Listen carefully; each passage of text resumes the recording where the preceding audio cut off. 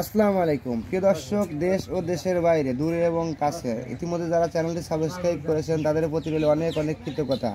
যারা নতুন আছেন চ্যানেলটি সাবস্ক্রাইব করে আমাদের পাশে থাকবেন।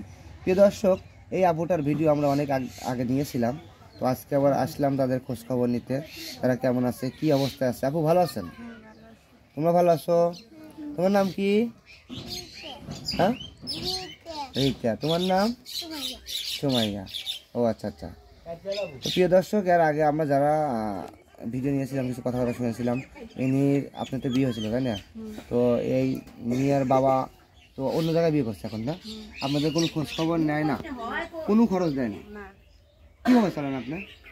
আমি এই কাজ কাম করি, মাটি কাটি, মানুষের বাড়ি এভাবে চলাফেরা করেন? মানুষের বাড়ি কাজ কাম করে আপনি এভাবে চলতেছেন আর কি। তো আপনি কি অন্য কোনো কাজ জানেন না? হ্যাঁ, সব কাজ জানি। কৃষি কাজেও যে আবাদ লেই মানুষের বাড়ি, ধান মানুষের বাড়ি মানে কাজ করে দেন আপনি, তার বিনিময়ে কিছু টাকা পয়সা দেয়? ধান দেয়। ও, ধান টান দেয়। তো আপনার কি চিন্তা ভাবনা আছে বিয়ে শাদী করার?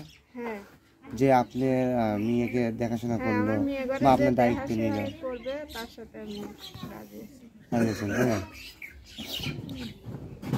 আচ্ছা, আপনি এই দুটি ছেলে মেয়ে, কত সুন্দর সুন্দর ছেলে মেয়ে, তার বাবা খবর নেয় না, কোনো খোঁজ খবরই নেয় না? তোমার বাবার কথা মনে পড়ে? পড়ে? কিরকম মনে পড়ে?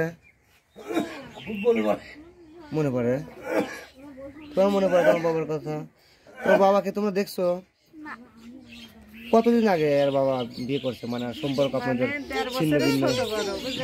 এরা 1.5 বছর ছোট বড়, কিন্তু এরা এদের বাবার সাথে, আমি বলতেছি যে এদের বাবার সাথে কতদিন আগে সম্পর্ক মানে কি হয়েছে? হ্যাঁ, ছাড়াছাড়ি হয়েছে। 5 বছর যাবত ছাড়াছাড়ি হয়েছে, কারণ এনারা খুব ছোট ছিল বাচ্চারা।